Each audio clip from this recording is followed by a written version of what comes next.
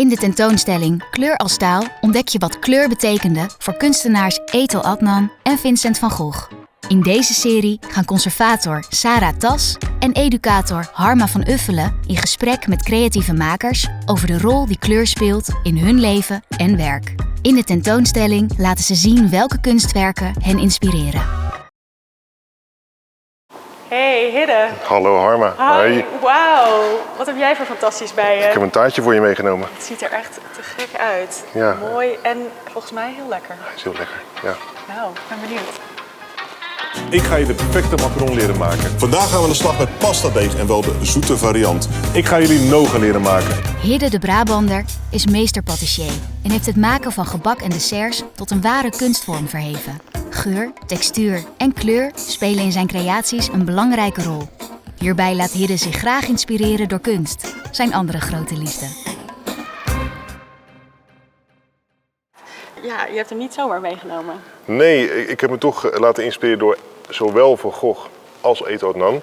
En ik heb de bodem eigenlijk van het taartje is heel donker. Dus dat is eigenlijk meer een beetje nune, de aardappeleters. En bovenop wordt het steeds ook wat grover, dus grover opgezet. En ook meer bloemen, meer licht, verlichting. Dus het is een beetje een soort van ontwikkeling eigenlijk die zich heeft doen ontstaan. Dus je hebt een beetje het contrast proberen op te zoeken. Ja, exact. Ik moest heel erg denken aan dat zonlicht bij Ethel.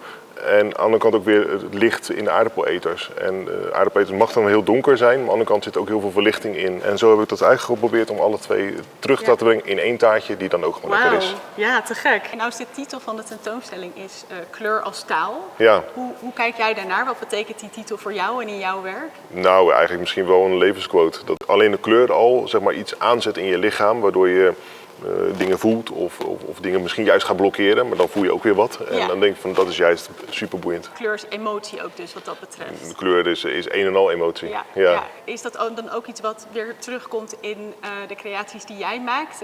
Kleur, hoe ver speelt het daar een rol in?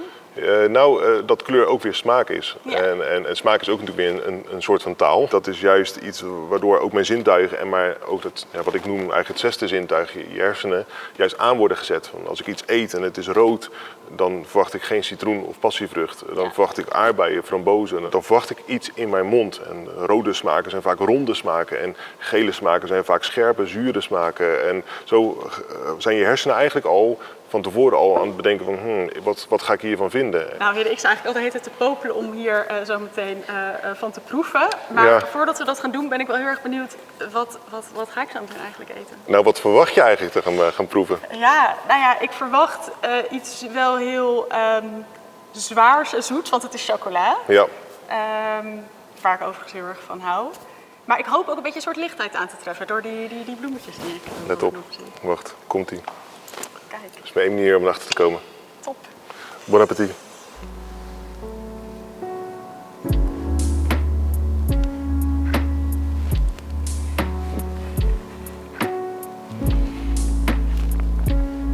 Jij vraagt om chocolade? Ja, maar zwaar en toch ook licht. Ja. Ja, zeker. Veel lichter dan ik dacht. We hadden het over kleur als taal. Maar in dit geval is het ook nog eens een keer geur als taal. Ja. Want je eet en ondertussen ruik je dus die bloemen. Ja. En erin zit behoorlijk wat chocolade, wat karamel en wat zout. Maar ondertussen ruik je die frisheid. Ja. En daardoor gaan je hersenen heel anders denken over het taartje. Ja. Dus, Ja, en ik proef ook echt een soort van luchtigheid of zo. Ja. Ja. Ik neem nog een hapje hoor. Hij moet op.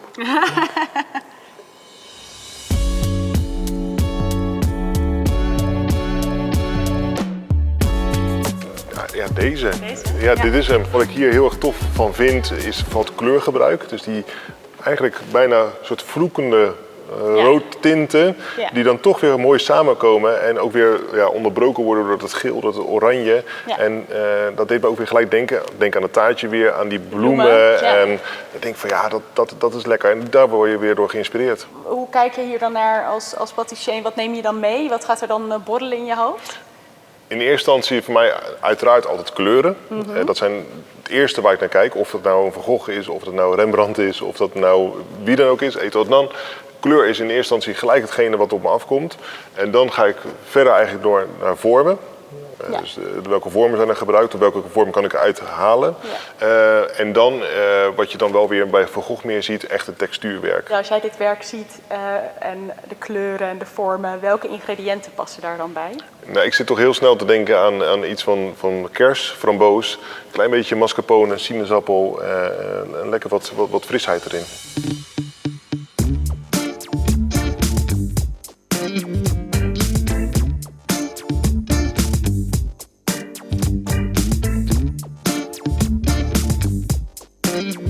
Kun je vertellen waarom je deze twee hebt uitgekozen? Nou, het zijn natuurlijk twee totaal verschillende werken. Alleen qua kleurgebruik hebben ze heel veel gelijkenissen. En dat is heel erg leuk, want ondanks dat ze dus zo verschillend zijn, roepen ze wel ook een soort gelijke emotie op. Wat voor emotie is dat? Nou, toch wel bijna van een soort van hoop of leven. Terwijl het ook wel weer wat soms wat zwaarte geeft. Dat zie je ook bij Van Gogh. Er zit ook natuurlijk wel wat donkere. En dan, zeker bij Van Gogh, droom je soms wel eens mee in dat zware boerenleven. Dat je ook wel eens bijna dat meelij voelt. Ja. Aan de andere kant ook juist die hele frisse kleuren van dat geel, dat oranje. Van wat voor mij eigenlijk juist de kleuren van leven zijn. Ik zie ook gewoon heel veel beweging eigenlijk in dit werk. Klopt. Ja, hier vooral natuurlijk voor hè, die pluimen die hiervoor zitten. Wat ik zelf heel mooi vind aan Van Gogh, je blijft kijken. Iedere keer zie je weer iets nieuws. En het zijn eigenlijk vrij eenvoudige platen, maar er gebeurt zoveel. Ja, klopt. Ja. Wat valt jou er nou eigenlijk het meest op dan?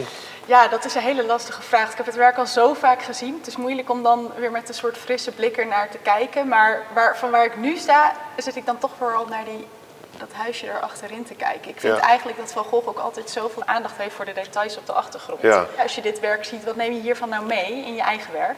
Nou, wat ik dus heel fijn vind aan de inspiratie uit schilderkunst, is dat binnen het banketbakkersvak zijn we altijd bezig met de realiteit. Alles moet heel realistisch zijn, het moet eetbaar zijn, het moet maakbaar zijn, het moet rationeel zijn. Alles moet altijd heel erg binnen dat stuk vallen. Terwijl als ik nu hier kijk en ik zie bijvoorbeeld de lucht die erboven zit. Nou, ik heb in mijn 41-jarige bestaan nog nooit zo'n lucht gezien. Nee. Maar toch klopt het hierin. En dan denk ik wel eens bij mezelf van, zijn we niet binnen de banketbakkerij ook te veel bezig zijn met de realiteit? En kunnen we misschien niet wat vaker wat wegdromen en ook wat meer dat stukje loslaten? Ja, en hoe probeer je dat zelf te doen in je eigen werk? Of meer het loslaten? Meer naar jezelf luisteren dan naar anderen. Ja, dus toch meer gewoon doen wat je wil doen. Gaan. En dan gaat de rest wel mee. Precies. Of voor of na je dood. Maar dat op een gegeven moment gaan ze een keer mee. Dus, ja. Bij voorkeur voor. Precies, ja. Hidde, we hebben de hele tentoonstelling gezien. Ja. Wat neem je mee? Wat blijft je bij?